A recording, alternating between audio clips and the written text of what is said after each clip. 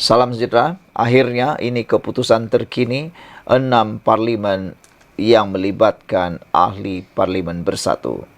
Akhirnya setelah berkali-kali menyatakan, akhirnya bersatu hantar notis mengosongkan kerusi 6 ahli parlimen kepada Speaker Dewan Rakyat.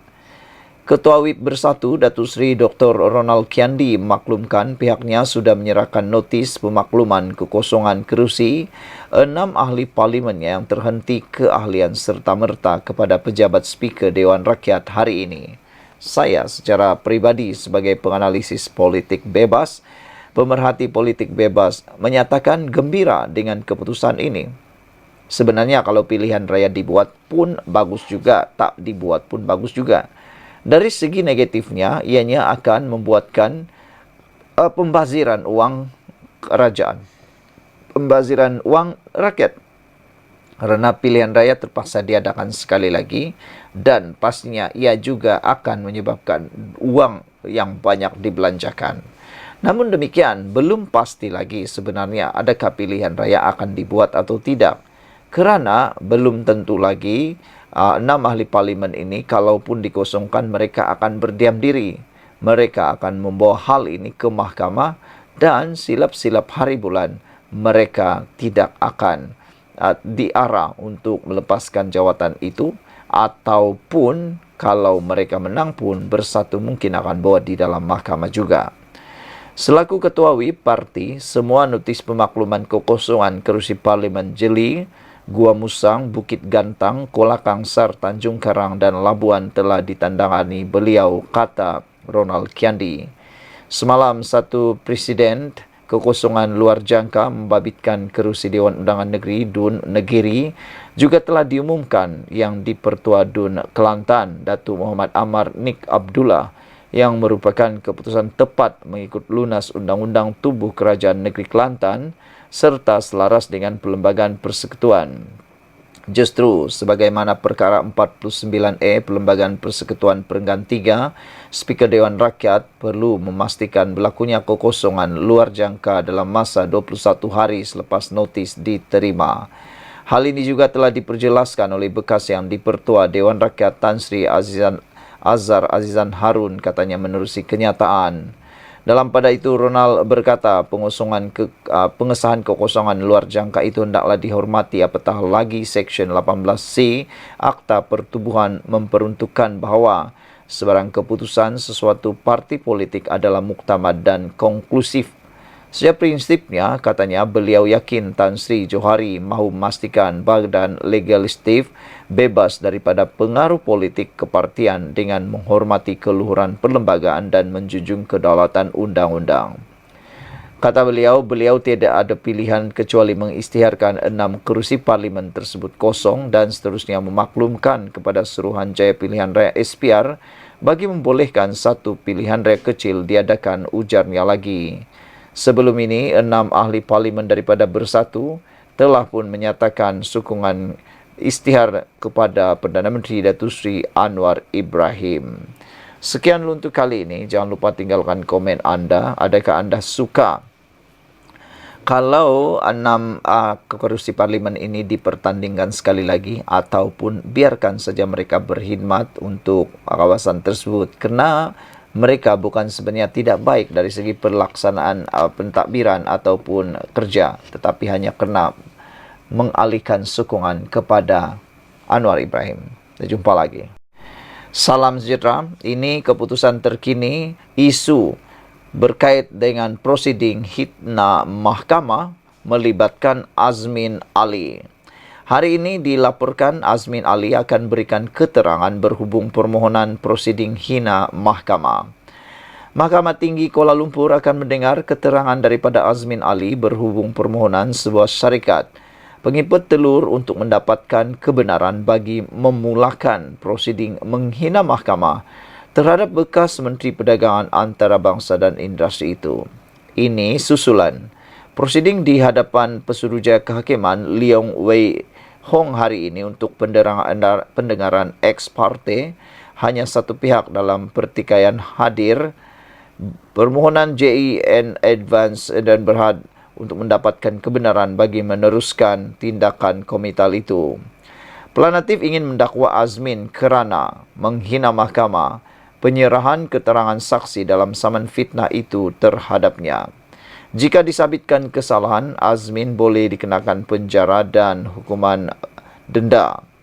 Keterangan Azmin yang juga adun Hulu Klang itu adalah bagi Keterangan Azmin itu juga adun Hulu Klang itu adalah bagi perbicaraan di mahkamah bulan lepas mengenai saman fitnah syarikat itu terhadapnya berhubung isu import telur dari India. Peguam syarikat itu, Bhavanash Sharma, mengesahkan keputusan prosiding dalam talian hari ini. Pesuruhjaya Kehakiman dalam menjalankan budi bicaranya telah menukar permohonan kebenaran ini kepada pendengaran antara pihak kedua-dua pihak e-review seterusnya pada 27 Jun. Kami perlu menyerahkan kertas kebenaran kepada pihak satu lagi pasukan guaman Azmin dalam masa seminggu, kata peguam itu. Berikutan keputusan hari ini, mahkamah akan menetapkan tarikh perbicaraan untuk mendengar hujahan lisan daripada pasukan peguam planatif dan defendant sama ada kebenaran patut diberikan untuk syarikat itu meneruskan permohonan komital. Planatif memerlukan kebenaran mahkamah sivil sebelum dibenarkan untuk memulakan permohonan menghina mahkamah itu. Berdasarkan salinan afidavit sokongan, pengurus besar JNE Advanced Tech mendakwa Azmin menyalahguna proses mahkamah dan mengganggu pentadbiran keadilan. Rajesh mendakwa perkara ini berlaku apabila Azmin memfailkan keterangan saksi pada 16 Mei tahun ini, sehari sebelum perbicaraan penuh di mahkamah pada 17 Mei di hadapan Pesuruhjaya Kehakiman Leong Wee Hong. Sedangkan defendant telah memfailkan kenyataan saksi sebelum ini pada 15 tahun lepas, November 15 tahun lepas. Perbicaraan berlangsung selama 2 hari iaitu 13 Mei dan 17 Mei. JNE Advanced Tech mendakwa ini bermakna defendant telah mengambil pendirian baru dalam memberikan keterangan utamanya yang didakwa bercanggah dengan kenyataan saksi terdahulu. Rajesh mendakwa mahkamah pada 16 November tahun lepas mengarah planatif dan defendant memfailkan dokumen pra-perbicaraan dan kenyataan saksi mereka selewat-lewatnya 30 Disember tahun lepas. Planatif mendakwa pada hari kedua perbicaraan mahkamah pada 17 Mei tahun ini, Azmin telah menyampaikan sesalinan ikatan dokumen tambahan yang mengandungi keterangan saksi baru selepas planatif menutup kes. JNE Advanced Tech mendakwa Azmin gagal atau cuai untuk memberikan penjelasan mengenai kelewatan pemfailan pada hari kedua perbicaraan. Planatif memohon mahkamah mengambil kira kenyataan saksi Azmin sebelum ini bagi membolehkannya melakukan penilaian menyeluruh terhadap credibility defendant sebagai saksi. Awal tahun lepas, JNE Advanced Tech memfailkan saman fitnah terhadap ucapan Azmin dalam satu ceramah pada 11 Mac tahun yang sama. Dalam pernyataan pembelaannya, Azmin memfailkan cubaan memfitnah syarikat pengimport telur itu dengan menyatakan bahawa dia harus mempersoalkan janji kerajaan Anwar Ibrahim untuk mengadakan tender terbuka bagi semua perolehan kerajaan. Defendant menyatakan bahawa ucapannya tidak pernah menyebut nama syarikat dan merujuk terus kepada kerajaan dan ahli perniagaan Depak. Dakwaan rundingan terus dalam jawapan balas syarikat itu yang difailkan pada 11 Ogos tahun lepas. Planatif berkata kenyataan Azmin adalah fitnah pada awal ucapannya dan pada bahagian berikutnya apabila mendakwa pihak tertentu terlibat dalam penyelewengan berkenaan yang dalam fikiran munasabah mana-mana pendengar secara tidak langsung merujuk kepada syarikat itu. JNE Advanced Tech berkata walaupun ucapan Azmin tidak menamakannya, syarikat itu menegaskan adalah menjadi pengetahuan umum bahawa planatif ialah pengimport tunggal telur dari India. Berikutan namanya disebut oleh Menteri Pertanian dan Keterjaminan Makanan Muhammad Sabu di Parlimen pada 8 Mac tahun lalu. Sekian untuk kali ini. Jangan lupa tinggalkan komen anda, tekan butang subscribe. Bye-bye. Salam sejahtera. Terima kasih kerana menonton channel ini. Subsidi bersasar mula memberi impak kepada kegiatan seludup diesel. Kita ucapkan tahniah, sabas, terima kasih kepada kebijaksanaan dan juga keberanian Perdana Menteri kita Anwar Ibrahim, walaupun tindakan ini tidaklah popular, walaupun tindakan ini ramai yang menolak, termasuklah rakyat Malaysia, termasuklah penyokong Anwar Ibrahim yang sebelum ini kononnya setia mengikut Anwar Ibrahim, tapi ada 1-2 orang sudah yang mula sanksi dan meninggalkan Anwar Ibrahim. Bahkan ada yang mengecam tindakan beliau membuat subsidi bersasar untuk minyak diesel. Mereka tidak melihat jangka masa panjang. Mereka hanya melihat kepopularan dan kuasa. Mereka mahu kalau Anwar Ibrahim kekal berkuasa. Tapi pada pendapat saya, Anwar Ibrahim menganggap itu kuasa adalah nombor yang kedua. Yang beliau mahukan ialah kesejahteraan negara ini dalam jangka masa panjang dan juga mengurangkan beban utang negara, dan lebih penting lagi, subsidi itu diberikan pada orang yang tepat.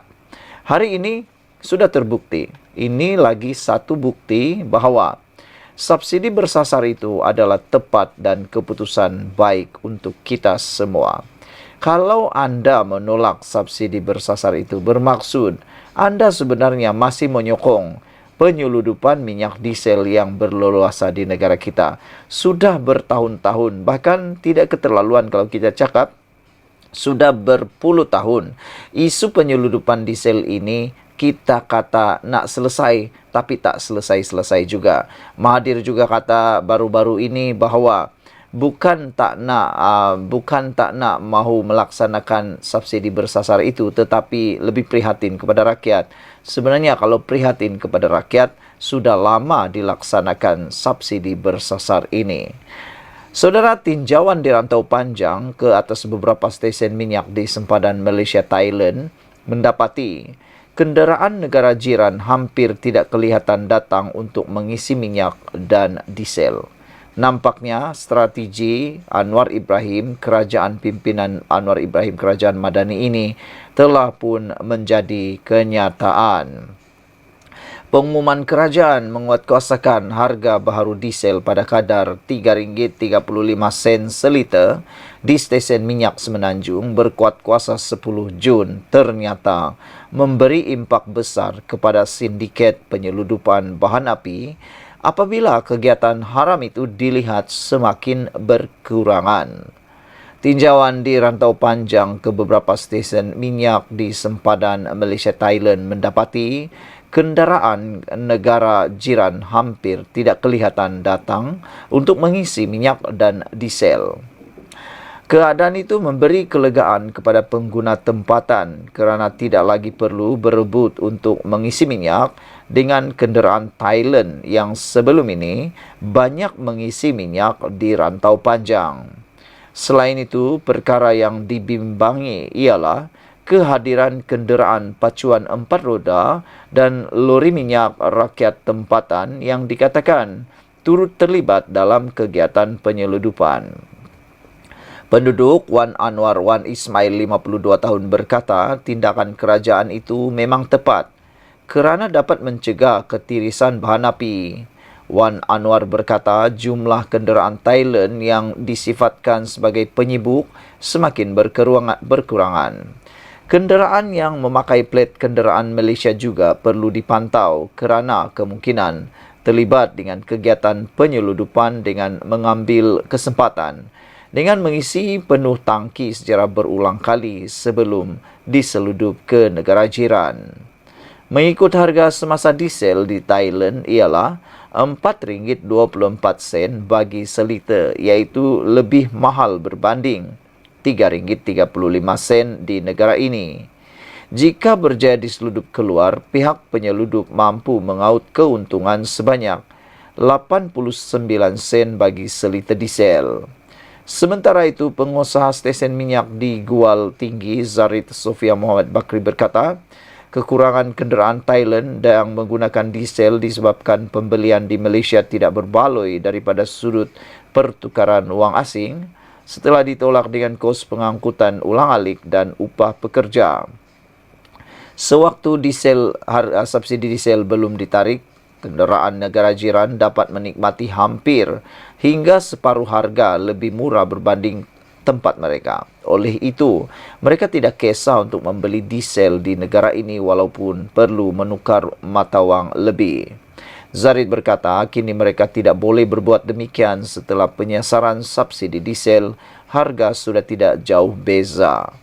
Beliau berkata, rata-rata kenderaan Thailand tidak lagi datang ke rantau panjang untuk mengisi diesel.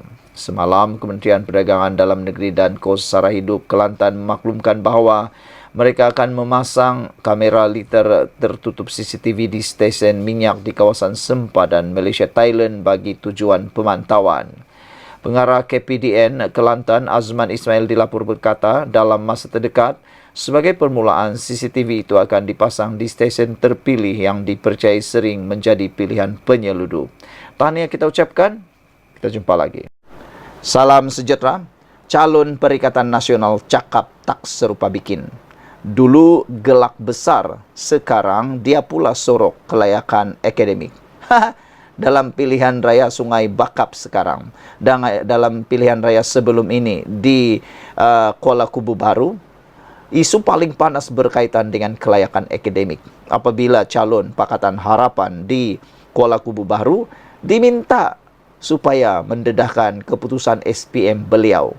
Malangnya, diingatkan itu dapat menjadi bahan kepada Perikatan Nasional Pembangkang. Tetapi setelah calon Pakatan Harapan mendedahkan keputusan peperiksaan beliau, hampir muntah semua penyokong Perikatan Nasional, pemimpin Perikatan Nasional, kerana hampir semua subjek yang diambil oleh calon Pakatan Harapan di Kuala Kubu Baru straight A, semua A. Betapa hebatnya dia.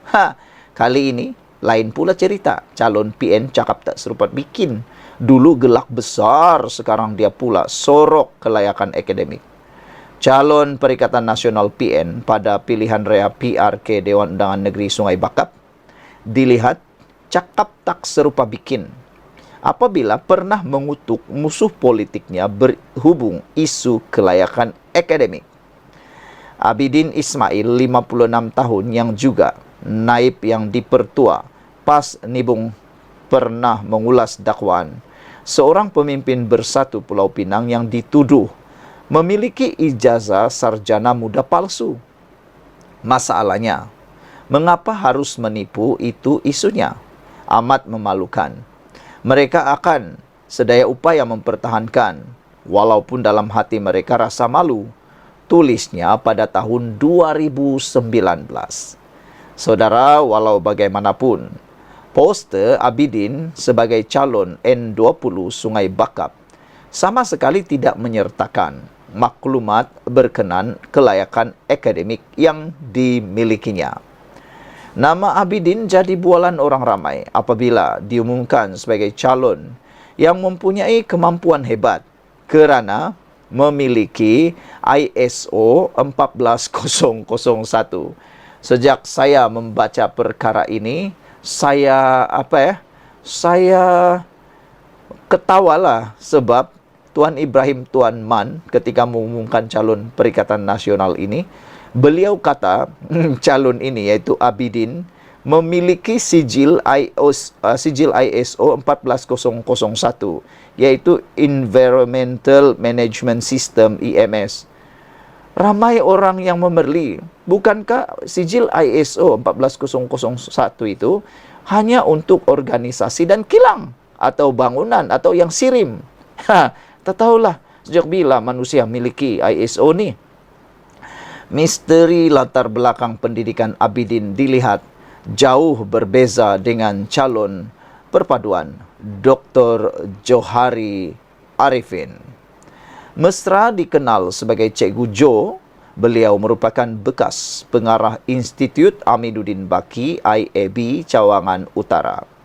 Cikgu Jo memiliki ijazah kedoktoran PhD dari University Science Malaysia USM. Sebelum itu, guru berkenan menuntut di University Malaya UM dalam bidang ekonomi dan pengajian Islam ijazah sarjana muda sebelum mengambil diploma pendidikan di PLI. Wow, saudara-saudara sekalian, itulah kehebatan yang dimiliki oleh calon calon Pakatan Harapan ini, yaitu dengan terang-terangnya tanpa sorok-sorok telah memberitahu apakah kelayakan akademik beliau. Tambahan daripada itu, tanpa kita sedari, moderator Tanyalah Ustaz rupa-rupanya anak Cikgu Jo. Bagi penonton rancangan TV 9 Tanyalah Ustaz, penampilan moderator dari Lukmanul Hakim tentunya menarik perhatian. Rupanya pendakwa muda itu adalah anak kepada Dr. Johari Arifin, yaitu calon perpaduan pada pilihan raya PRK Dewan Undangan Negeri Dun Sungai Bakap 6 Julai depan. Dr. Johari yang mesra dipanggil Cikgu Jo merupakan bekas pengarah Institut Amiduddin Baki IAB Cawan Utara. Dr. Johari Arifin ini kalau hampa kalian tanya, orang Sungai Bakap kenal sangatlah depa katanya. Dia punya jiwa guru tu sampai kisah dia bagi anak murid pinjam baju kemeja dan seluar selek nak pergi temu duga. Sampai masuk berita anugerah guru inspirasi. Power Cikgu Jo, tulis pengguna X, fakta bukan auta. Malam tadi, Timbalan Presiden dan Pengarah Pilihan Raya PKR Rafizi Ramli mengumumkan Cikgu Jo sebagai calon perpaduan pada PRK Sungai Bakap. Sekian untuk kali ini. Jangan lupa tinggalkan komen anda. Bye-bye. Salam sejahtera. 11 fakta dinafi golongan yang menyalak kerajaan Mahal Dahni. Penyokong pembangkang yang asik menyalak kerajaan Mahal Dahni begitu terdesak sehingga sanggup membuat dosa, makan dosa, tidur dengan dosa, menabur fitnah dan menafikan fakta yang sebenar-benarnya. Penurunan harga telur 3 sen sebiji dijadikan sindiran pembangkang ketika kononnya segala bil utility, diesel dan pelbagai jenis cukai naik. Padahal hanya orang kaya yang berhadapan dengan beberapa kenaikan tersebut. Lantaran kerajaan Madani diterajui Datuk Seri Anwar Ibrahim melaksanakan dasar yang memelihara kepentingan dan keadilan kepada segenap lapisan masyarakat atau rakyat. Saudara-saudara sekalian, berikut 11 fakta yang perlu rakyat hadam dalam menangkis propaganda jelek pembangkang seperti dirumuskan pemerhati politik Amir Hamzah. Nombor 1. 85% pengguna domestik tidak terkesan.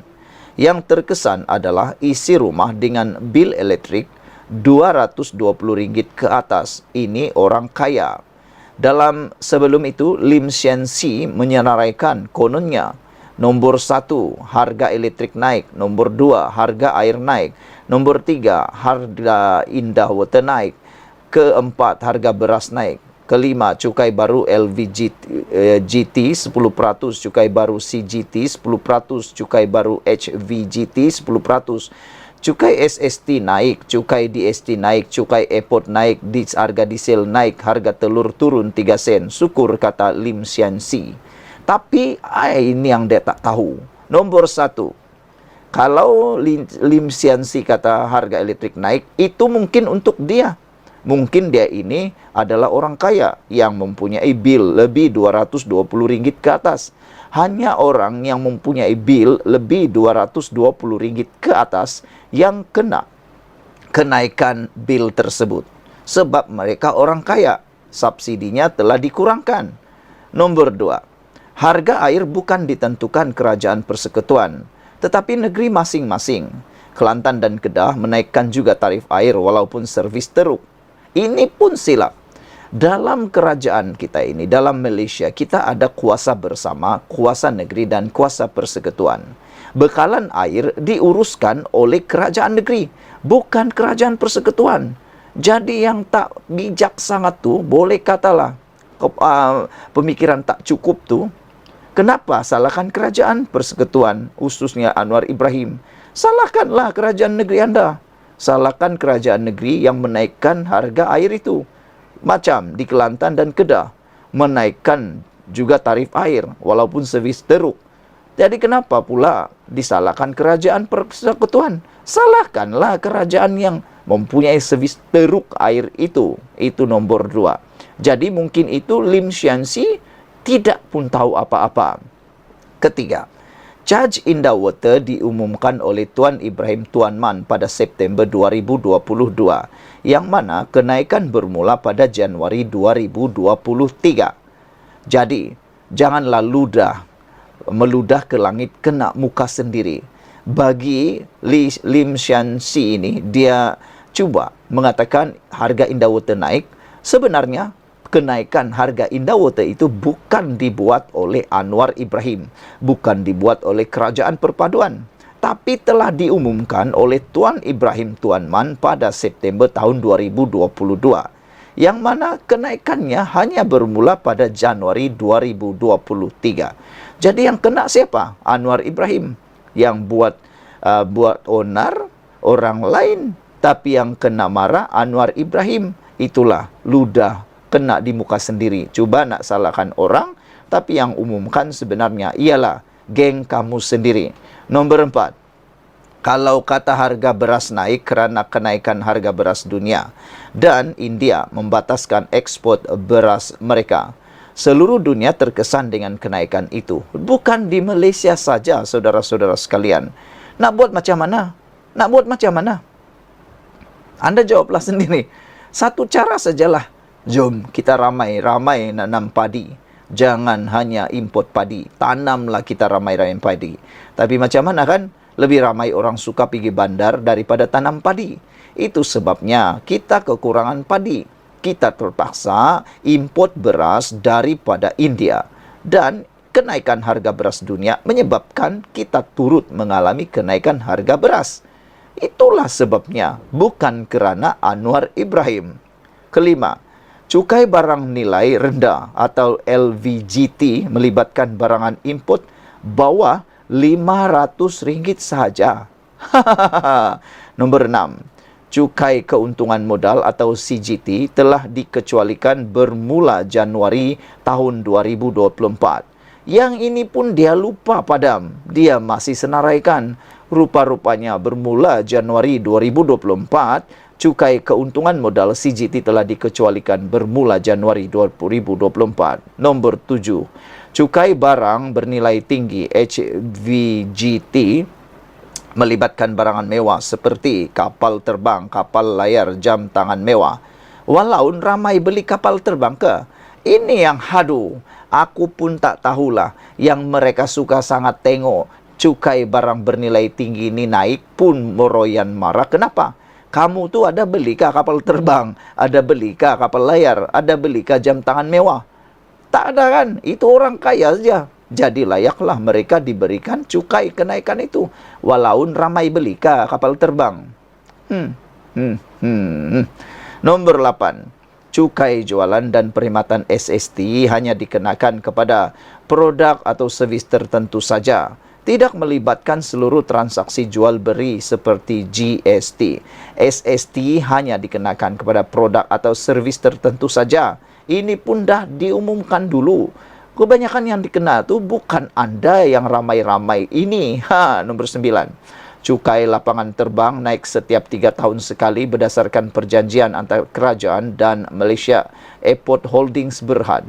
Bermula zaman Najib tahun 2015. Peningkatan harga akan berkuat kuasa kerana ia ada dalam perjanjian. Jadi macam mana? Kalau kita nak hentikan itu semua, siapa nak bayar penalti? Anda nak bayar penalti ke? Penalti itu bukan sikit tau. Dia banyak. Lagi rugilah kan? Lagi pula cukai lapangan terbang itu bukannya orang-orang kebanyakan guna sedikit saja pun. Tapi itulah. Kamu tak tahukah itu bermula sejak zaman Najib, bukan zaman kerajaan perpaduan sekarang. Yang anda marah-marah tu kenapa? Nanti zaman katakanlah Muhyiddin jadi Perdana Menteri semula, adakah cukai lapangan terbang ini akan dihentikan? Tidak, 3 tahun sekali dia akan naik. Kerana itu dalam perjanjian, siapapun Perdana Menteri tetap akan naik. Itu mungkin anda tak pernah tahu. Nombor 10. Harga diesel tidak pernah naik kekal Rp3.35 seliter sejak dulu. Penyasaran subsidi yang berubah. Itu pun tak tahu. Harga diesel tak pernah naik. Okey, tidak pernah naik. Kekal Rp3.35. Dulu dia murah sebab dia ada subsidi.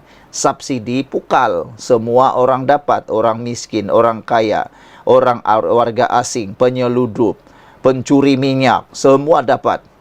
Oleh sebab itulah, bila subsidi ditarik, harga minyak dia jadi betul-betul Rp3.35. Sama dengan harga dunia. Sebab kenapa?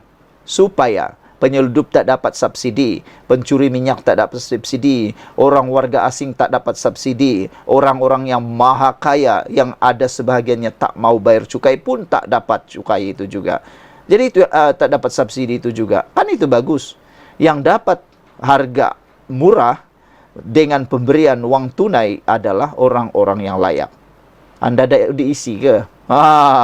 Dan yang ke-11, harga telur turun 3 sen. Menyaksikan kerajaan membelanjakan 100 juta ringgit untuk usaha mengembalikan hasil penjimatan penyasaran subsidi kepada rakyat. Yang mana bocor daripada subsidi diberikan semula kepada rakyat. Nak bagi tahu kamu semualah, 100 juta nih setahun 100 juta setahun penjimatan itu berapa buah sekolah dapat dibuat? Jawab sekarang. Dengan 3 sen, dengan 3 sen turun itu, menyaksikan kerajaan membelanjakan 100 juta untuk mengembalikan hasil penjimatan penyasaran subsidi diesel itu. 100 juta itu yang tadi dijimatkan itu kini dikembalikan untuk membayar telur yang murah sekarang ini. Ini kerajaan yang prihatin, kerajaan yang prihatin rakyat. Kerajaan pimpinan Datuk Seri Anwar Ibrahim yang berani melakukan sesuatu demi kepentingan rakyat walaupun ia tidak popular. Walaupun kerajaan madani tambah lagi satu penggal. Sekian untuk kali ini. Jangan lupa tinggalkan komen anda, tekan butang subscribe. Bye-bye.